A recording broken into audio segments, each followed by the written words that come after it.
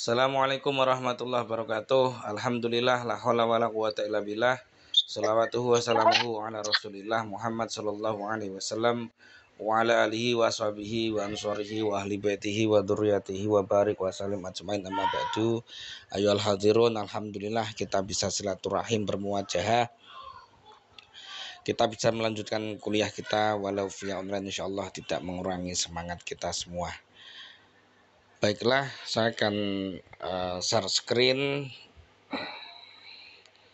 Saya cek dulu untuk classroomnya ya. Oke. Jadi di C1 dulu ya. C1 di sini kemarin sudah ada beberapa judul yang di ACC ya. Ini ada Muhammad Farhan Watan. Ivan oke ya. Rancang bangun arsitektur enterprise pada TPG Energi Qur'ani menggunakan metode TOGAF. Oke. Oka juga oke. Perancangan arsitektur enterprise pada PT Paguyuban Bangkit Sejahtera. Oke. Muhammad Farhan ini belum. Perancangan bangun arsitektur enterprise pada SMA Ainul Huda menggunakan, bukan perancangan bangun ya, tapi rancang bangun ya. Farhan rancang bangun, nah, dan seterusnya. Oke ya, jadi bukan perancangan bangun tapi rancang bangun, nah, atau perancangan saja wis, perancangan saja wis, bangun. Oke, ini bangun dihapus ya, dihapus, nanti dikasih tahu ada di sini enggak ada. Oke, sebetulnya itu gini loh saja nih, salah satu kelompoknya itu menyerahkan di sini gitu loh. Jadi kalau di komen sini kan nggak kelihatan berapa yang mengumpulkan. Untuk yang pendahuluan belum mengumpulkan ya, pendahuluan dan tinjauan pustaka belum mengumpulkan. Kalau masih ada yang bingung bisa disimak kembali di pertemuan sebelumnya, itu kan saya rekam ya, saya taruh di YouTube, itu bisa disimak kembali. Oke, lanjut yang C2. C2 ini ada Putri Kintari, ini sudah oke ya.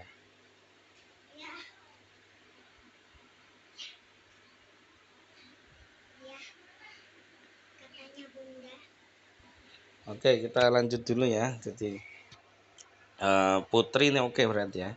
Rancang bangun arsitektur enterprise pada RA Al-Falah menggunakan metode TOGAF. Oke. Ini Maidatul Maghfirah. Ini kok tidak ACC nih. Norvalia kok Norvadia sih. Norvalia dulu. Sebentar nak, sebentar.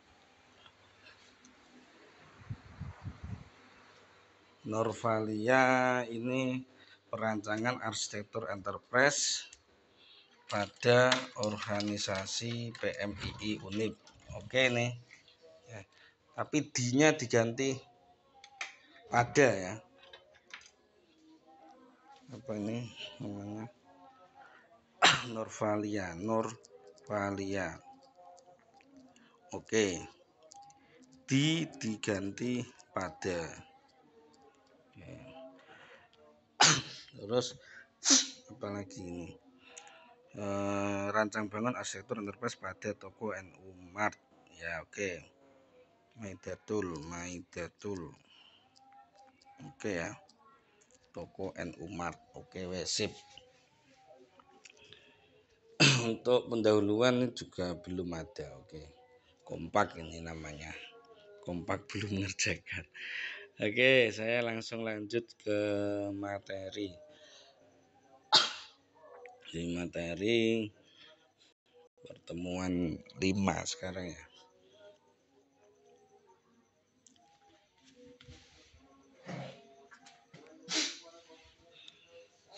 Oke, jadi mungkin ini cocok yang pakai metode TOGAF ya. Memang yang kita bahas nanti sampai selesai itu metode TOGAF.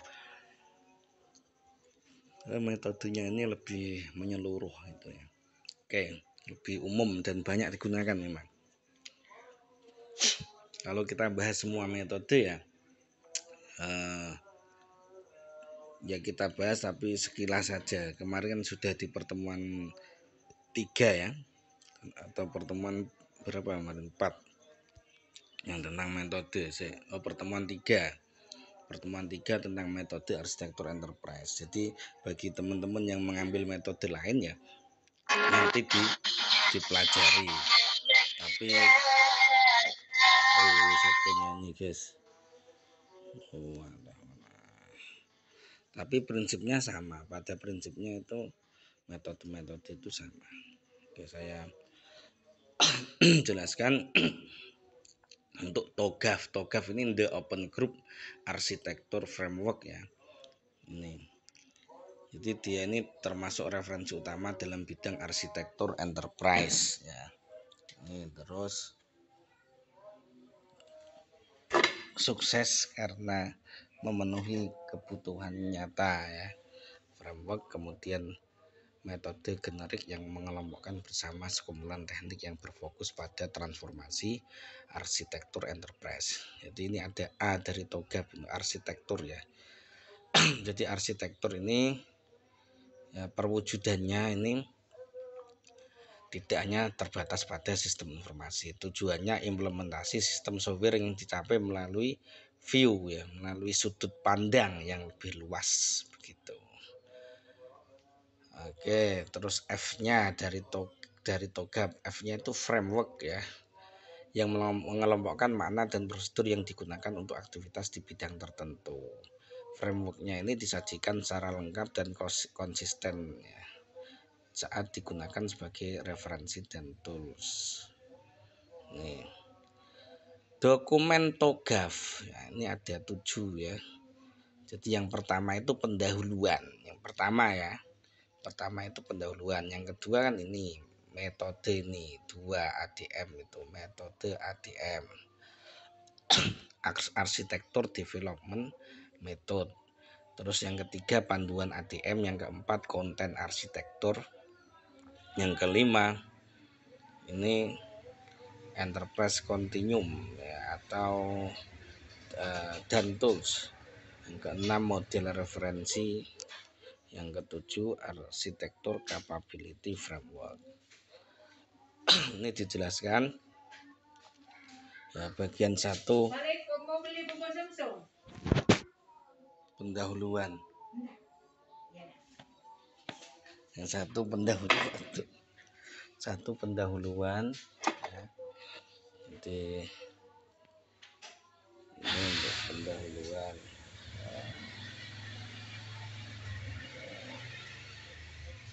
ADM ya.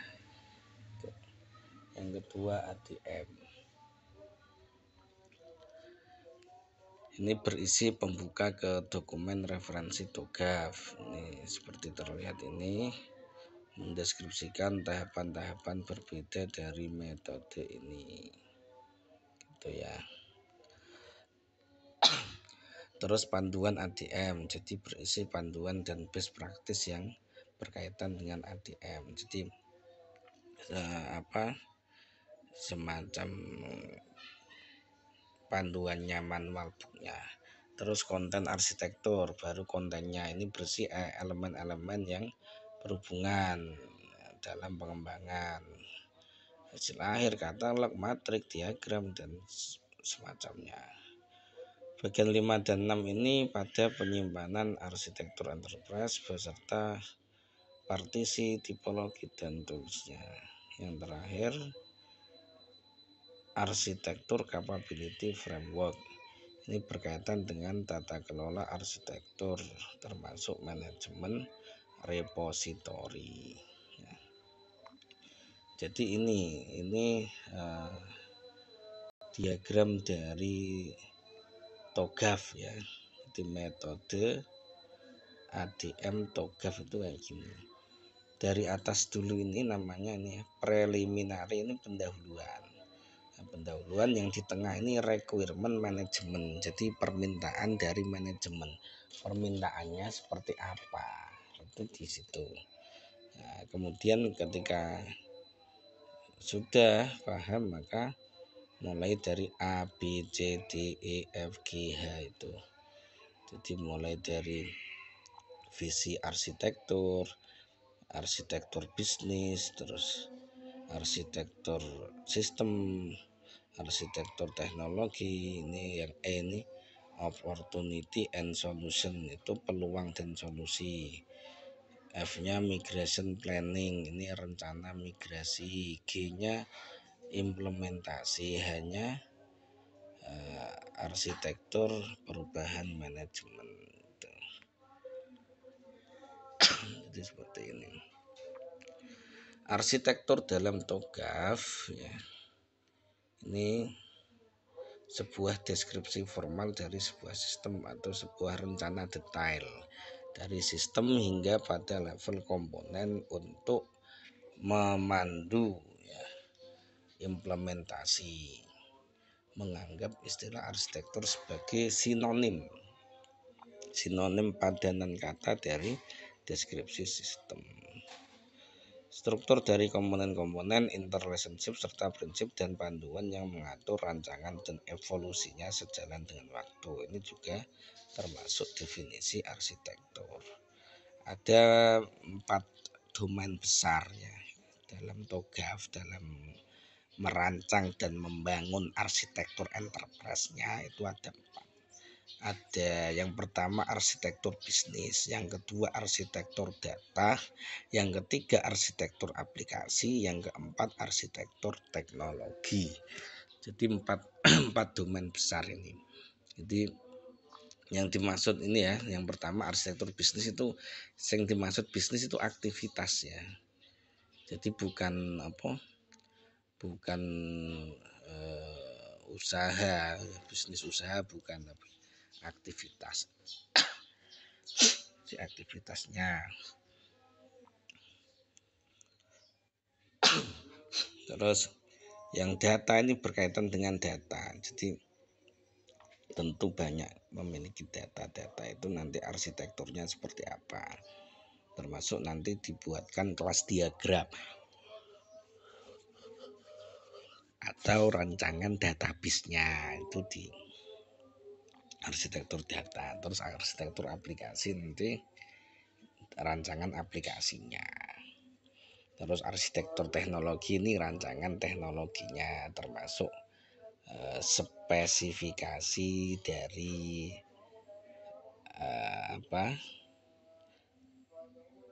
tools atau alat-alat yang digunakan, termasuk juga komputer yang digunakan, termasuk juga jaringan yang digunakan. Nih, jadi kalau dibentuk seperti ini, jadi ini ada arsitektur domain dan ADM fase. Ini kalau di domain arsitektur ini seperti ini, satu. Kalau di fase ADM ini ada fase B, fase C, fase D. Nah fase C ini ya isinya 2 itu. Nah, itulah. Tujuan, batasan, dan kebutuhan. Nih, tujuannya apa sih buat arsitektur enterprise ini, atau goalnya apa? Goalnya adalah mendeskripsikan orientasi umum. Tujuannya memformalkan goal melalui hasil yang terukur pada waktu tertentu. Terus pendorongnya ini motivasi keputusan mengenai perubahan arsitektur, seperti perubahan kebutuhan karena perkembangan teknologi. Terus kebutuhan atau requirement ya, menspesifikasi dengan tepat apa yang secara nyata diimplementasi untuk mencapai goal. Batasan merupakan elemen eksternal yang mempengaruhi sistem dan terkadang menahan kapasitasnya. Stakeholder dan faktor manusia ya. Jadi Stakeholder apa kemarin? Stakeholder itu adalah pihak-pihak yang berkaitan langsung dengan sistem.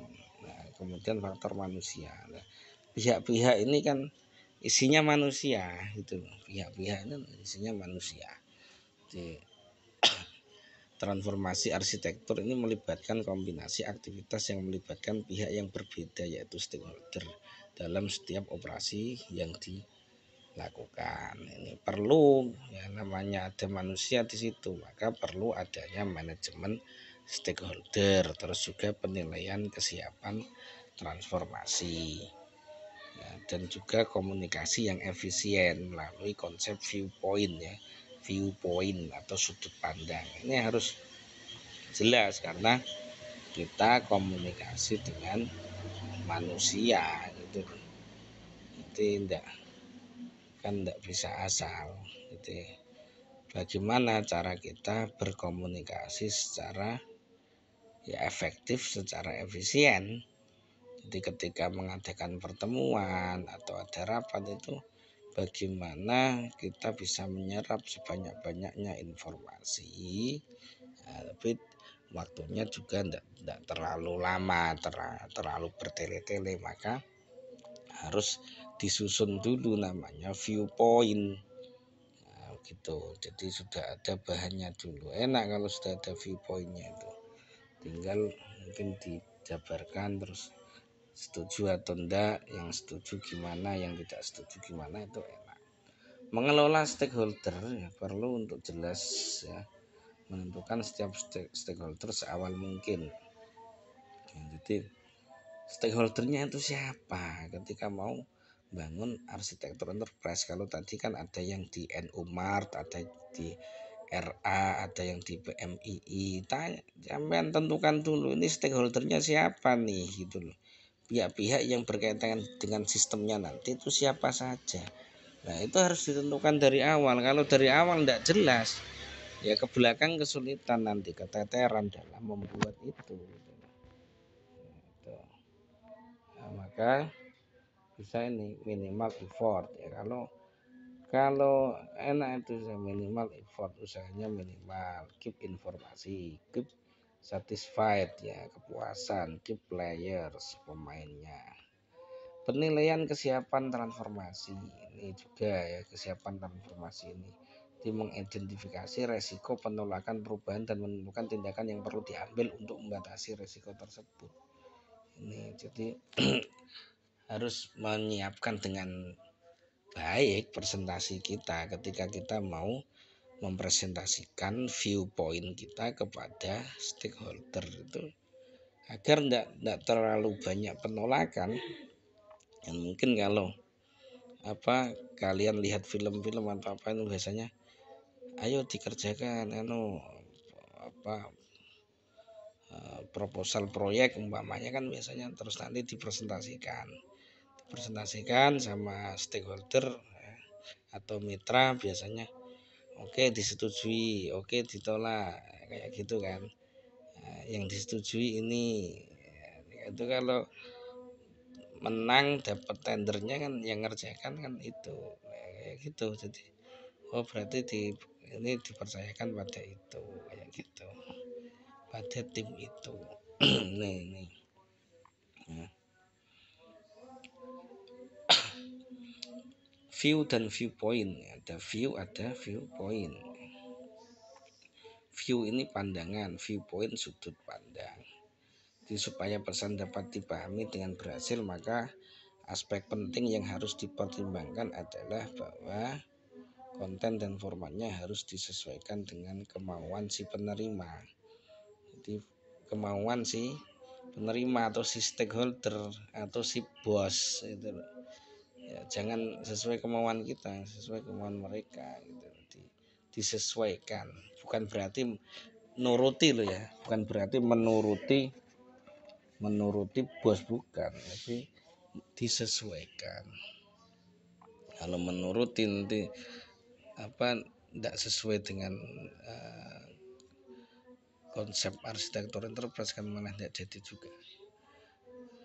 Jadi kontogaf ini menggunakan konsep viewpoint. Sebuah viewpoint menunjukkan perspektif yang paling tepat untuk pihak tertentu yang diwujudkan melalui sejumlah view arsitektur dalam bentuk diagram,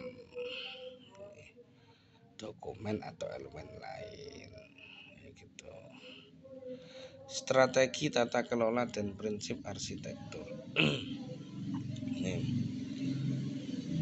Penentuan goal dan pengembangan strategi dilakukan oleh pimpinan perusahaan. Nih seperti ini. Maka perlu dibangun bentuk organisasi yang tepat. Ini ada istilahnya Dewan Arsitektur, ya, memastikan bahwa aturan dihormati, memastikan bahwa implementasi proyek mendapat dukungan. Ini kalau dulu waktu Pak Alis di tim ya di kabupaten namanya tim ahli Situbondo Smart Society atau tim ahli S3. Di sana ada dewan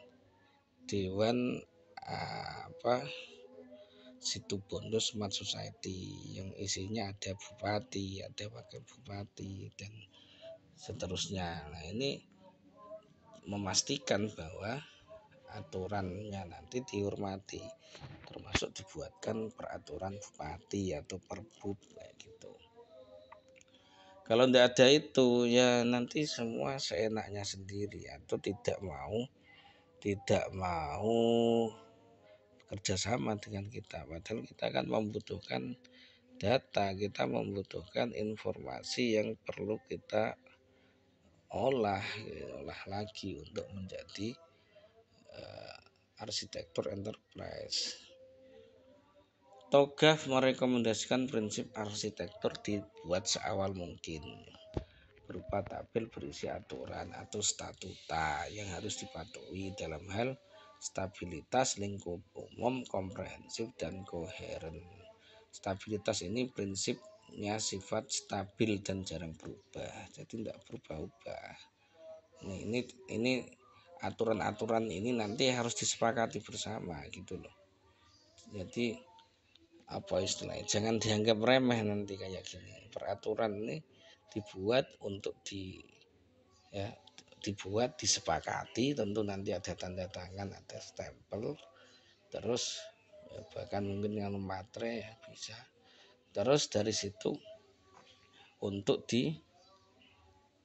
ditaati dan dilaksanakan gitu. Jadi disepakati, ditaati, dilaksanakan. Maka peraturan itu harus stabil, jarang berubah. Jadi jangan sampai berubah-ubah. Terus lingkup umum ini berlaku di seluruh perusahaan ya. Ini jadi berlaku untuk semuanya. Jadi bukan hanya pada bidang tertentu. Komprehensif ini dipahami secara jelas oleh seluruh stakeholder. Jadi mudah dipahami. Koheren tidak boleh ada prinsip yang saling bertentangan. Jadi dari tabel-tabel yang disepakati, prinsip-prinsip itu tidak ada yang saling bertentangan. Ini contohnya prinsip arsitektur ini.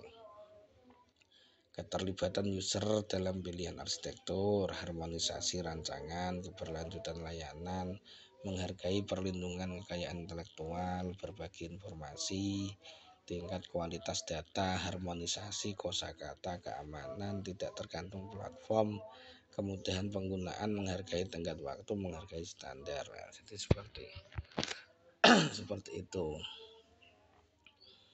Hal penting dalam Togaf ini, penting dalam Togaf. Arsitektur disusun ya, berdasarkan tujuan bisnis. Arsitektur enterprise diimplementasikan oleh faktor manusia, memerlukan komitmen untuk berhasil. Arsitektur enterprise memfasilitasi komunikasi antar partisipan yang terlibat, kapitalisasi dan penggunaan ulang aset yang ada, penggunaan standar, tata kelola yang solid dan efisien untuk mendorong transformasi. Nah, ini ringkasan dari transformasi arsitektur ini. Jadi Di tengah itu ada ADM cycle. Cycle itu siklus ADM, arsitektur development method. Di atas ada stakeholder dan viewpoint. Di bawah ada repository dan governance. Di repository itu penyimpanan dokumen gitu. Dan ada faktor pemerintah juga. Yang samping kiri ada business goal, baseline arsitektur dan arsitektur prinsip. Di sebelah kanan ada requirement, target, dan roadmap. Ini penggunaan TOGAF. Penggunaan TOGAF disajikan sebagai landasan bagi organisasi untuk membangun framework. Adaptasi TOGAF adalah salah satu aktivitas awal untuk memulai dan memandu seluruh operasi di masa depan, termasuk juga menyediakan praktek-praktek dan prinsip yang diperlukan. Adaptasi berjalan pada dua level. Yang pertama, penentuan framework umum. Yang kedua, penyesuaian untuk setiap siklus. Adaptasi dilakukan pada tahap awal. Preliminary, ini pendahuluannya. Terus perhatikan apa yang ingin dicapai dengan menggunakan arsitektur enterprise. Jadi yang ingin dicapai loh apa? Ini mengelola portofolio aplikasi yang ada, mengakomodir pengaruh bisnis baru, dan mengatasi kompetisi baru atau adanya teknologi baru yang disruptif. Nah, jadi ini tentang TOGAF. Awal tentang TOGAF.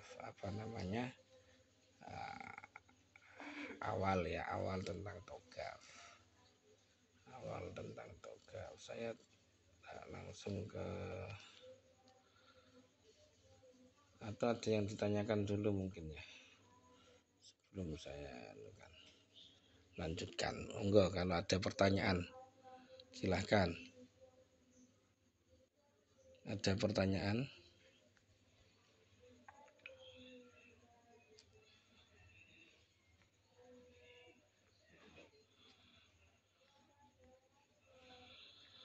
Enggak ada. Oke, kalau enggak ada, ini langsung ke prakteknya ya.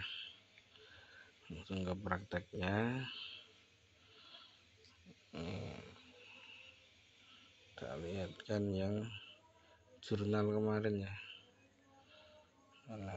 Jurnal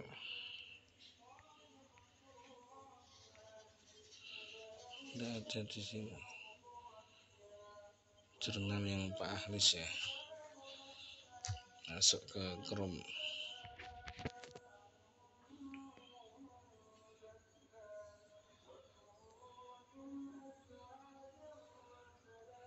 Arsitektur enterprise Ahlis.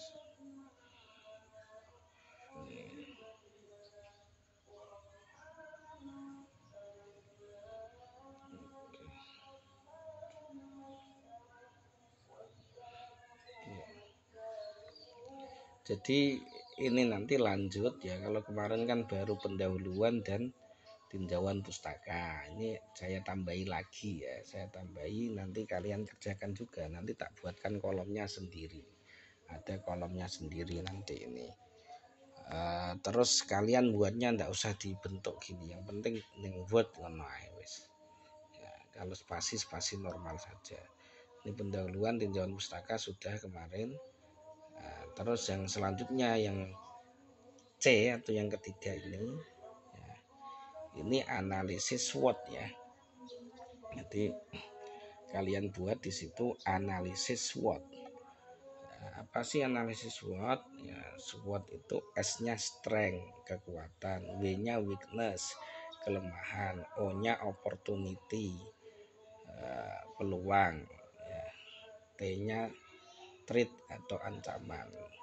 Ini contohnya. Jadi ketika kalian dalam satu lembaga atau satu perusahaan ya, itu kekuatannya apa ditulis, nanti dibuat model tabel seperti ini ya. Jadi dibuat model tabel kayak ini, kekuatan apa, kekuatannya di perusahaan itu apa kekuatannya, terus kelemahannya apa.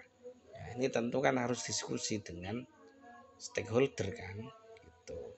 Tapi sebelum kalian diskusi dengan stakeholder kan kalian juga bisa mengira-ngira toh, kira-kira contoh tadi toko NU Mart itu kekuatannya apa kan gitu. Oh, ini apa usaha milik NU kan gitu, itu termasuk kekuatan.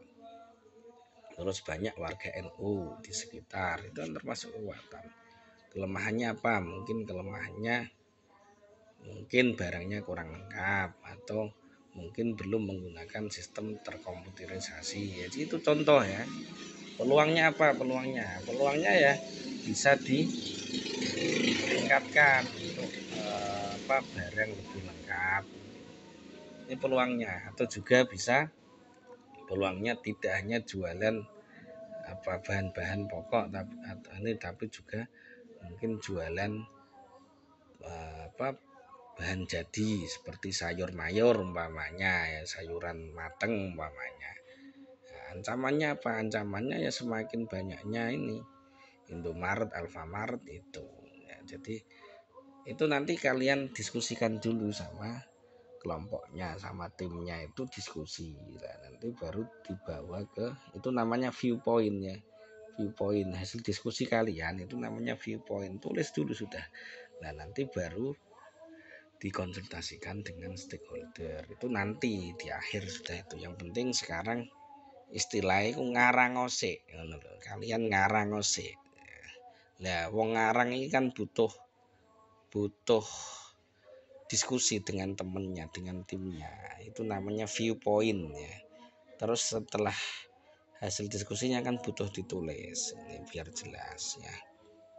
Oke, jadi ini yang kedua analisis SWOT ya. Ya ini ya yang ketiga analisis SWOT. Terus sama yang keempat ini visi arsitektur ya, visi arsitektur gambarnya seperti ini. Jadi visi arsitektur ini isinya ya nanti menggambarkan proses bisnis yang ada dalam apa istilahnya, saya bukan proses bisnis. Jadi visi arsitektur ini menggambarkan aktivitas yang ada dalam perusahaan atau lembaga tersebut untuk mencapai visi misi yang telah ditetapkan baik oleh lembaga atau perusahaan. Nah, aktivitas itu ada dua, ada aktivitas utama dan aktivitas pendukung nih loh. Jadi digambarkan seperti ini. Sebelah kiri ada tulisan aktivitas utama sama aktivitas pendukung. Sebelah kanan ada visi misi perusahaannya.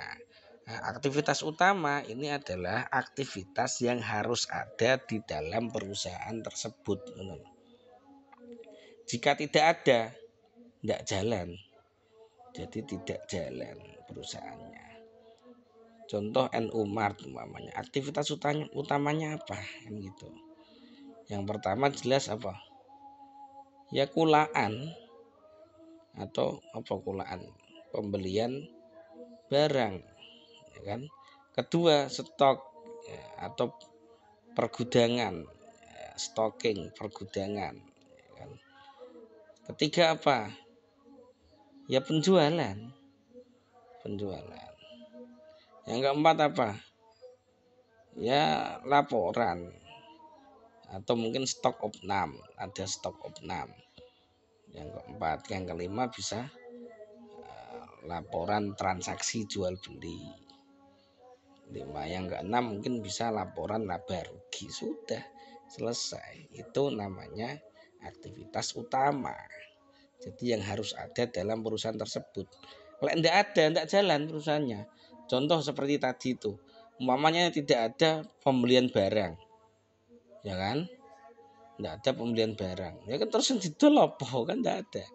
Atau tidak ada aktivitas pergudangan, ya ini kesulitan juga kalau tidak ada pergudangannya, tidak ada penjualannya umpamanya.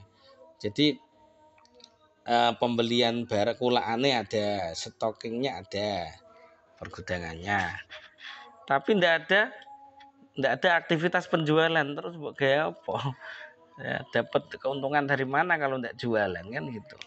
Disimpan tok barangnya, expired nanti, mampu gitu. Nah, jadi aktivitas utama itu aktivitas yang harus ada dalam perusahaan tersebut. Terus aktivitas pendukung. Aktivitas pendukung itu aktivitas yang tidak harus ada dalam perusahaan tersebut. Jika ada lebih baik. Contohnya apa? Ya itu tadi, banyak contohnya. Manajemen stocking atau manajemen pergudangan. Itu ndak ada ya gak apa-apa, ada lebih baik gitu. Like pergudangan biasanya kan apa Vivo ya, pakai Vivo first in first out kan gitu. Jadi yang masuk pertama nanti yang dikeluarkan pertama kan gitu, kayak gitu. Terus manajemen penjualan, nah itu juga ndak ada manajemennya ya gak apa-apa, tapi lah enak ya bagus. Ada manajemen penjualan. Contoh apa manajemen penjualan itu? Penataan barang atau produk. Terus menggunakan kasir, pakai komputer, itu kan termasuk manajemen penjualan. Terus dikasih promo-promo, itu termasuk manajemen penjualan. Gak ono ya gak apa-apa gitu loh. Ono ada lebih baik. Tuh dah, saya kasih 2 itu lagi. Ini tambahan yang harus kalian kerjakan. Nanti tak taruh di kolom classroom. Jadi kalian diskusikan dan kalian kerjakan. Kalian tidak bisa ngerjakan ini kalau belum ngerjakan sebelumnya kan.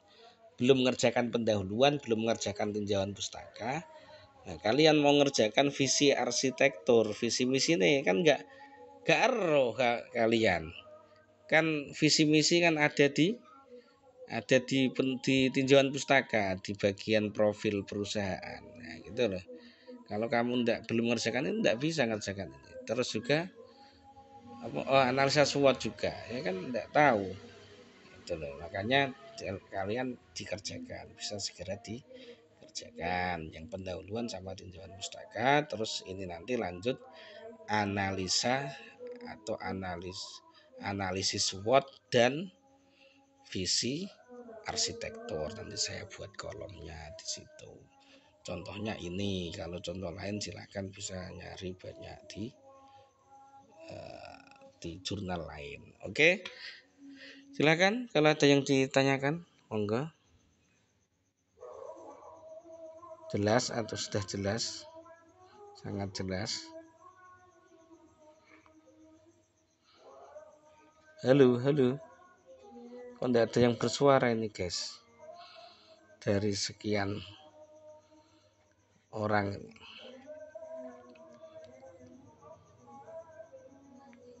Sudah jelas semua ya berarti ya. Tinggal ngerjakan ya. Ya.